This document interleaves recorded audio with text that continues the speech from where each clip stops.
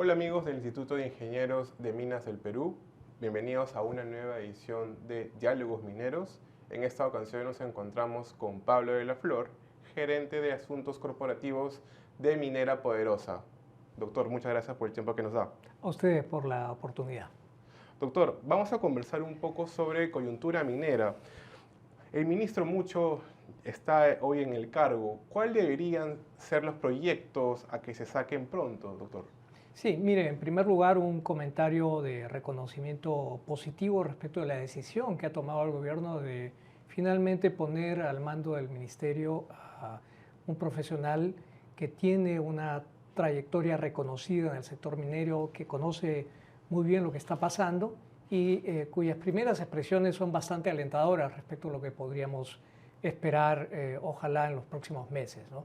Creo que este acento que le está poniendo el ministro Mucho a sacar adelante los 5 proyectos a los que se ha referido el día de hoy marca una pauta que ojalá podamos seguir a fin de que se cristalicen estas iniciativas que el Perú tiene a su alcance. Estamos hablando de un portafolio de casi 50.000 millones de dólares en proyectos que podríamos rápidamente poner en valor y que podrían literalmente cambiar el rumbo del crecimiento del país. Doctor de la Flor, adicionalmente, ¿qué otros temas debe ver el señor Mucho?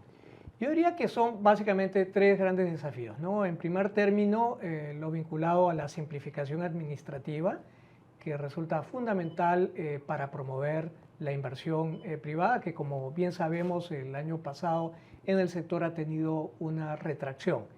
Esto pasa por poner en marcha una serie de medidas orientadas a evitar esta duplicidad de trámites y inyectarle una dosis de racionalidad a procesos que en este momento, lejos de generar valor, lo sustraen. Nuevamente, no se trata de aminorar las garantías y salvaguardas medioambientales, sino más bien de evitar la duplicidad de trámites y permisos que en este momento asfixian al sector. Yo diría que ese es un primer elemento, un primer norte en esta gestión. Un segundo norte tendría que ver con otro de los elementos que ha sido disuasivo de la inversión en los últimos años, que es la conflictividad. La conflictividad social se ha traducido en la suspensión de un portafolio importante de proyectos. Creemos que es fundamental que estos puedan retomarse, habida cuenta de la necesidad que el país tiene de ver inversiones de envergadura. Y para ello resulta clave apostar por el diálogo, apostar por la construcción de relaciones de confianza, relaciones constructivas, fluidas, y creo que el ministro Mucho tiene una muy buena experiencia en este ámbito, considerando que él ha sido uno de los grandes impulsores de esta confluencia entre minería y agricultura, que muchas veces de manera equívoca ha sido presentada como producto de dos propuestas contrapuestas, valga la redundancia, ¿no? El ministro Mucho tiene una gran experiencia en la promoción de proyectos que busquen conciliar estos dos intereses, estas dos actividades que debieran reforzarse mutuamente. Ya hay experiencias muy concretas y muy positivas de cómo es posible el desarrollo complementario de estas dos actividades, ¿no? Ese es un segundo ámbito. El tercero, que ha cobrado especial vigencia en los últimos meses, tiene que ver con la expansión de la minería ilegal.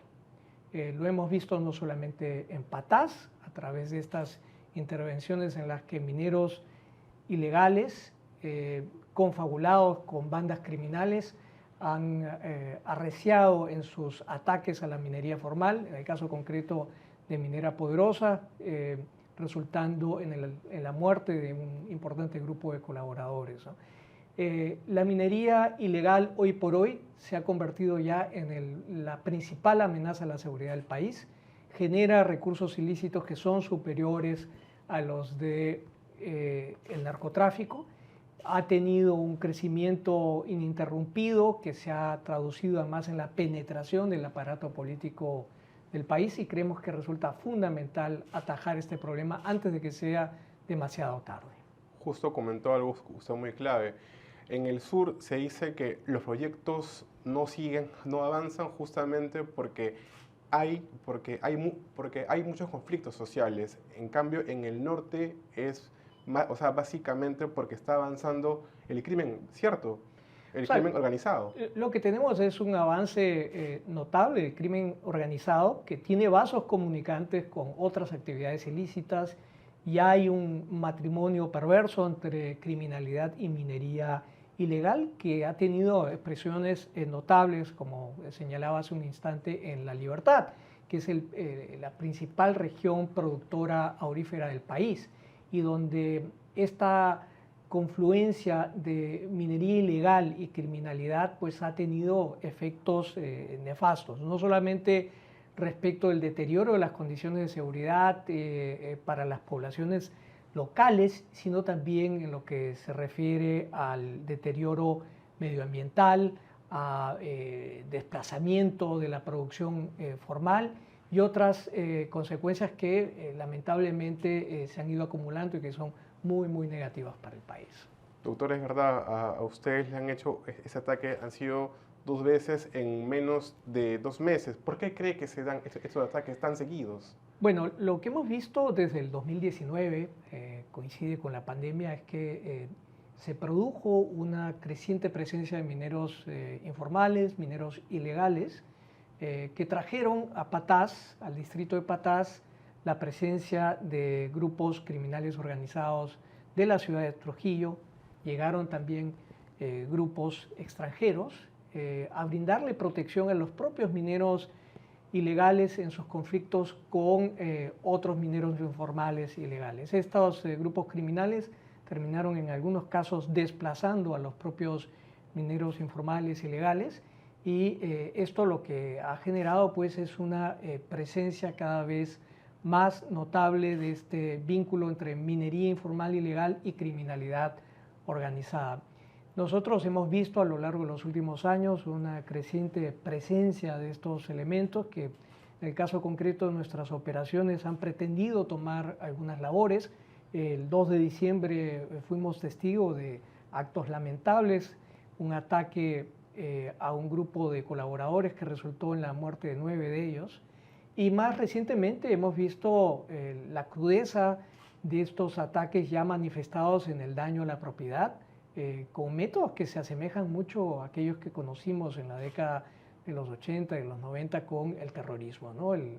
La destrucción de torres de alta tensión que pretendían dejarnos sin fluido eléctrico para afectar nuestras operaciones. Felizmente pudimos superar esa situación y lo que tenemos ahora es una presencia ya de la policía más significativa y desde la semana pasada de elementos del ejército que ahora tienen el control al amparo de la declaratoria del estado de emergencia del manejo de la seguridad en la zona.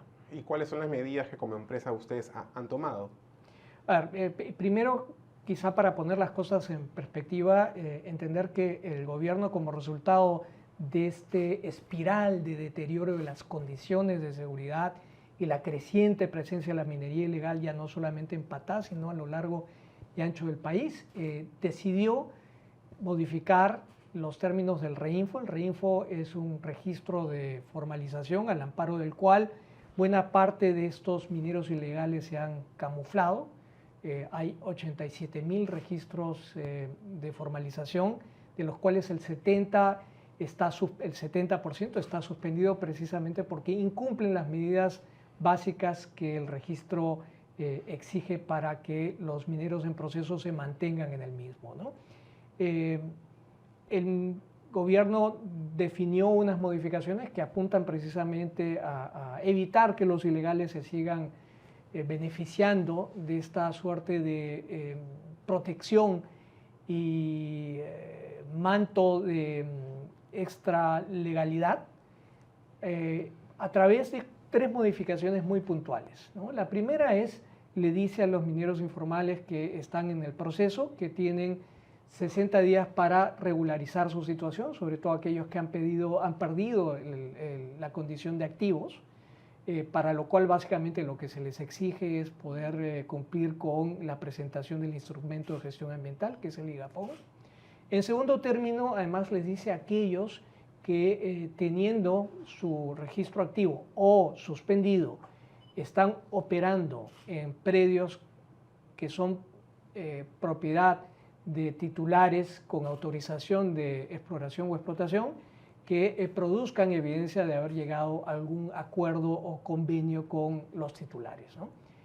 A su vez, les dice a las empresas formales que no están dispuestas a suscribir estos convenios que pueden enviar comunicaciones para expresar esa falta de voluntad, luego de lo cual estos mineros que están en la actualidad protegidos por el REINFO salen del registro. Esa es la segunda medida. Y la tercera es que aquellos que están utilizando explosivos sin contar con las autorizaciones del caso, pues pierden la protección del registro. Entonces, esas tres modificaciones, que son básicamente plazos adicionales, los plazos adicionales vencen en marzo el 20 de marzo próximo, y esto básicamente lo que va a hacer es depurar el REINFO, ¿no? Y evitar que aquellos que no tienen ninguna voluntad de acogerse al esquema de formalización salgan del registro. De acuerdo, doctor. Le preguntaba también que ustedes como empresa de repente entienden de repente más seguridad ante estos ataques. Mire, como le decía hace un instante, ha habido un incremento notable en la presencia policial en la zona. Ahora tenemos una presencia del ejército. El ejército, sí. Y nosotros a la vez hemos tenido evidentemente que reforzar nuestra protección patrimonial, sobre todo el año pasado, ¿no? En la actualidad nuestro presupuesto dedicado a estos menesteres se ha multiplicado por 10 respecto a la situación que teníamos antes de la pandemia, y en la actualidad tenemos aproximadamente unos 1.200 guardias de seguridad que son los que custodian nuestras operaciones. Así que este deterioro de las condiciones de seguridad se ha traducido en mayores costos, ¿no es cierto? Y una merma en la competitividad, producto nuevamente de estos ataques y la defensa que tenemos que tener frente a estos ataques de los mineros ilegales, ¿no? De acuerdo, doctor. Usted comentaba sobre el REINFO. Justo en el Congreso hay un dictamen que se va a votar dentro de poco. Este dictamen plantea darle más plazo al REINFO. Sí, mire, el plazo para el REINFO, el plazo que les dan a los mineros en proceso de formalización para culminar su registro y lograr, digamos, cumplir con todos los requisitos es diciembre del 2024. Ya se ha ampliado ese plazo 3 veces. Acordémonos que el proceso del REINFO arranca el 2012 y nuevamente los plazos se van extendiendo, con lo cual en realidad no hay ningún incentivo para que los mineros que tienen esa condición de estar en proceso de formalización cumplan con los requisitos, ¿no? Porque saben que a la postre esos plazos se van ampliando. Entonces, lo que hay ahora son básicamente 3 proyectos en el Congreso para renovar, ampliar, abrir el REINFO nuevamente, ¿no? O sea, yendo contra toda la evidencia que nos indica que aquí el proceso ha fracasado y que más bien el REINFO ha servido de telón de protección para los mineros ilegales, ¿no? Esos son los proyectos del congresista Bellido, el congresista Flores Ancachi y el congresista Martí Corena. 3 proyectos puntuales que están orientados precisamente a renovar, ampliar el registro, ¿no? De otra parte, hay también una serie de proyectos que han sido presentados las últimas semanas y que apuntan a declarar la inconstitucionalidad, o mejor dicho, descartar los alcances del decreto legislativo 1607, que es el que incorpora estas modificaciones a las que hacía alusión hace un instante, ¿no? Hay por lo menos unos 4 proyectos que básicamente apuntan a derogar el 1607, que son estos plazos y estas nuevas condiciones que el gobierno le está exigiendo a los mineros que están incumpliendo con los requisitos del REINFO para que se pongan a derecho a más tardar a fines de marzo, ¿no? Es decir, doctor, si finalmente el Congreso aprueba este dictamen, sería algo súper, digamos, malo, ¿verdad? Digamos, sería terrible, porque sería básicamente el mensaje es que dejamos al país sometido a a las presiones de estos mineros ilegales, informales, que además tienen una bancada aliada en el Congreso que es la que ha estado pugnando por ampliar estos plazos, abrir el registro y ahora derogar los alcances del 1607, que es la iniciativa legislativa del gobierno que básicamente introduce estas modificaciones, ¿no? Sí, sería una pésima señal para el país, ¿no? De acuerdo, doctor. Y en vez de ver estos temas, usted plantea que el Congreso se enfoque en otro tipo de leyes para que, digamos, salgan más medidas, digamos, para que todo sea más rápido, para que sean menos plazos los proyectos mineros, quizás. Mira, en realidad lo que necesitamos es un shock simplificador que pueda dar el Ejecutivo, que debe darlo además de manera coordinada con el Legislativo, que es donde se emiten buena parte de estas nuevas regulaciones y desde esa perspectiva resulta fundamental una actuación conjunta para que podamos darle al país un shock positivo que permite y facilite la inversión privada en momentos en que más lo necesitamos. De acuerdo, doctor. Doctor, ahora conversamos un poco sobre el tema de, por ejemplo, ventanilla única se ha lanzado para una primera fase. ¿Qué cosas se puede esperar de ello, de la ventanilla única, exploración minera? Eso es una pregunta que todos nos hacemos porque se viene hablando de la ventanilla única varios años. Lo que tenemos es básicamente una ventanilla que es una suerte de punto de presentación de documentos que no calificaría como una ventanilla única, ¿no? En el sentido de que es una suerte de aduana en la que los documentos van centrándose, los permisos, autorizaciones a cada una de las entidades públicas responsables. Creo que lo que necesitamos es que estas entidades puedan deliberar de manera conjunta y tener un único punto de contacto a partir del cual se aprueben los permisos y no estar en esta suerte de letanía y largo proceso en el que se presentan documentos que a su vez van a parar a otras instancias gubernamentales sin que se den las coordinaciones necesarias entre los órganos públicos competentes. Lo que necesitamos, y voy a nuevamente de manera cansina repetir el mismo término, necesitamos un shock simplificador. Necesitamos simplificar esta maraña, esta nébula normativa que en la actualidad viene asfixiando la inversión privada y dilatando plazos, ¿no? Los proyectos pueden demorar pues 10 años en salir, ¿no?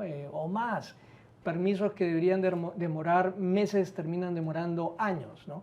Eso es lo que tenemos que evitar si lo que queremos en realidad es abrir las compuertas de la inversión evidentemente responsable social y ambientalmente, pero inversión que el país necesita para retomar la senda del crecimiento sostenible y acelerado que todos deseamos. Doctora Flor, el gobierno ha anunciado que espera aprobar en el primer trimestre, o sea, hasta el mes de marzo, proyectos valorizados por al menos 3.000 millones de dólares. ¿Esto es una buena noticia? Es una excelente noticia, pero nuevamente, eso va a depender en buena medida de la capacidad que tenga el gobierno de destrabar varias de estas iniciativas y sobre todo simplificar procesos que en la actualidad no hacen sino dilatar las decisiones de inversión. Tenemos felizmente una serie de proyectos de envergadura que podrían rápidamente ponerse en valor, pero que requieren una voluntad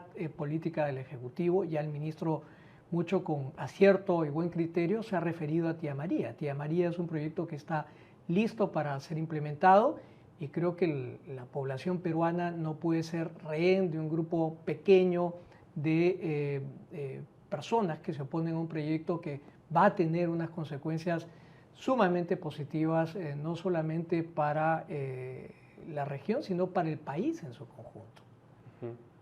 ¿Y algún otro, digamos, un proyecto adicional, doctor, que usted considera que podría felizmente salir por lo menos este ya año? vimos la aprobación del MEIA de Antamina, que es un proyecto de inversión para ampliar la vida de la mina de casi 4.000 millones. Tenemos Zafranal, que es otro proyecto que está en Arequipa, que es un proyecto de envergadura importante que debería, ojalá, ver la luz del día en los próximos años, que podría generar pues una dinámica de crecimiento en el sur muy importante, ¿no? Sulfuros Yanacocha, que está, digamos, a consideración del directorio.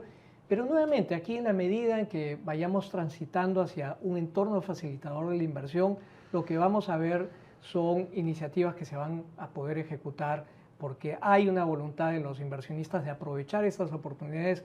Estamos en perspectiva de tener un ciclo muy positivo en los precios de nuestros commodities, pero nuevamente lo que necesitamos es un entorno facilitador de la inversión y eso pasa por una expresión inequívoca de voluntad política para sacar estos proyectos por un lado, pero por otro lado, ¿no? Las condiciones que nos permitan seguir implementando las iniciativas y esto pasa por la simplificación administrativa, ¿no? Para que todo salga mucho más rápido. Doctor, ahora conversando sobre casa, ¿qué es lo que se viene para este año?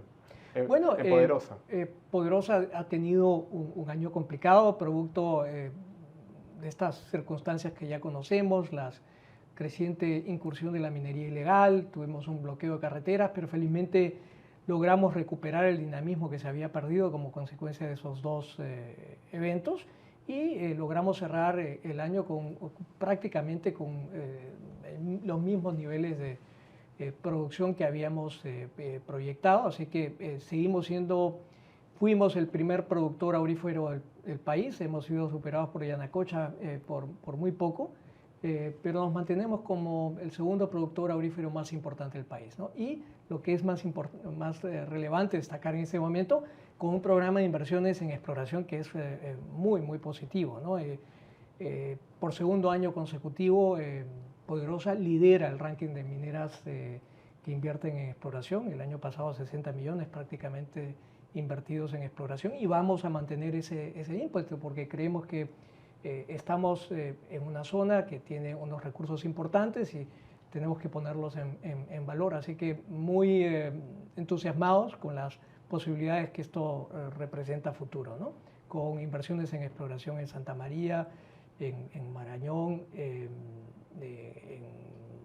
también explorando zonas en Huánuco, en fin, todo lo largo y ancho del atolito de Patás.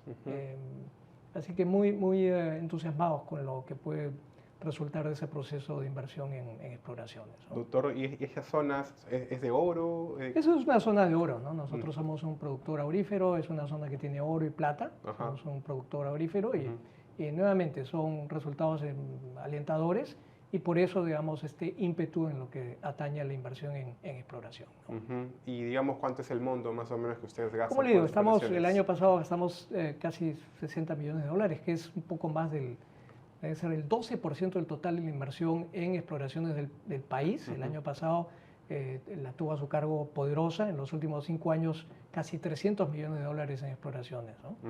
¿Y estas exploraciones las van a hacer solos o van a hacer con socios? Las seguimos haciendo solos, ¿no? Estamos operando, tenemos un conocimiento especial de la zona, tenemos unos convenios con distintas universidades que nos están asistiendo en una mejor comprensión de las características de estos depósitos auríferos. Tenemos un convenio con la Universidad de Western Australia y tenemos un convenio con una universidad española también que nos está asistiendo en esto, ¿no? Y sobre el oro, doctor, para este año más o menos, ¿cuánto se empieza a producir? ¿Alguna cifra? Yo creo que debemos estar cerca de las 300.000 onzas. Es un año donde los precios tienen una perspectiva positiva de comportamiento. Cerramos el año con 1.943 dólares de promedio de precio del oro y vamos a ver qué nos depara el próximo año, ¿no? Doctor, ¿y piensan hacer alguna compra, venta en Poderosa? No. Ninguna. Y si le preguntara cuáles son los proyectos, digamos, más emblemáticos que tienen hasta el momento. A ver, tenemos, más allá de la exploración que estamos haciendo, que es un esfuerzo importante, yo diría que la innovación es parte de nuestro ADN. Ya. Tenemos 6 proyectos de inversión en innovación que son muy importantes. Yo quisiera destacar, digamos, lo que estamos haciendo sobre todo en el sector energético. El año pasado inauguramos el BESS, que es un sistema de baterías que nos permite nos permite ahorrar costos importantes en el consumo eléctrico. Básicamente almacenamos energía eléctrica en los periodos de menor costo y cuando la demanda llega a un pico, consumimos esa energía, ¿no? Eso nos ha permitido ahorros importantes que vamos a ver con mayor relevancia este año. Ese es un proyecto importante. Tenemos un proyecto en el que estamos trabajando para una nueva línea de transmisión eléctrica, que es algo que todavía está en una etapa exploratoria, pero hay una serie de iniciativas que hemos estado viendo. Por ejemplo, hemos recibido recursos de Proinnovate para, por ejemplo, ver el uso de nuestros relaves a fin de generar material de construcción. Es una innovación en el uso de estos relaves y varias iniciativas de ese tipo. Así que yo diría que un factor, digamos, importante en términos de lo que estamos haciendo es el trabajo en innovación, ¿no? Y sobre todo en el sector eléctrico, estos partnerships que tenemos con las universidades a las que he aludido y el financiamiento que hemos recibido en los concursos de Proinnovate que ha sido muy importante para nosotros, ¿no? De acuerdo, doctor. ¿Algún plan que se venga en este año que no nos haya comentado? Quizá yo diría que es lo principal, Gonzalo. Ese es en general. Santa María, doctor, ¿qué es, digamos, qué es, digamos, en cifras, digamos, o sea, en trabajo, en producción? Nosotros trabajamos básicamente con dos plantas, ¿no? Marañón y Santa María, que son las dos plantas en las que procesamos nuestro mineral, ¿no? Y son básicamente el motor de Poderosa, ¿no? Que son dos plantas que, digamos, están ubicadas a cierta distancia la una de la otra y que básicamente procesan el mineral cada una en los ámbitos más cercanos, ¿no? Doctor, generalmente para terminar, ¿algo adicional, algún mensaje adicional para cerrar esta entrevista? Sí, mire, yo creo que es importante en tiempos de crisis como los que hemos estado viviendo, muy marcados por la incertidumbre política, la inestabilidad, la polarización, no olvidar la gran promesa peruana, ¿no? El Perú, como decía Basadre, es mucho más grande que sus problemas. La minería tiene el enorme potencial de transformar nuestra riqueza de recursos naturales en desarrollo sostenible en beneficio de todos los peruanos, algo que resulta fundamental, sobre todo si queremos reducir la pobreza y reducir la desigualdad. Creo que la minería nos da una ruta importante, un camino que debemos seguir andando. Además, en una coyuntura tan propicia, debido a la transición energética, somos un país que ha sido bendecido con gran diversidad y variedad de recursos mineros. No perdamos esa oportunidad, no la desaprovechemos y nuevamente, en la medida en que los peruanos sumemos esfuerzo, vamos a estar en capacidad de salir adelante y hacer realidad ese sueño de un país próspero y justo para todos. Doctor de la Flor, muchas gracias por el tiempo que nos ha dado. A ustedes.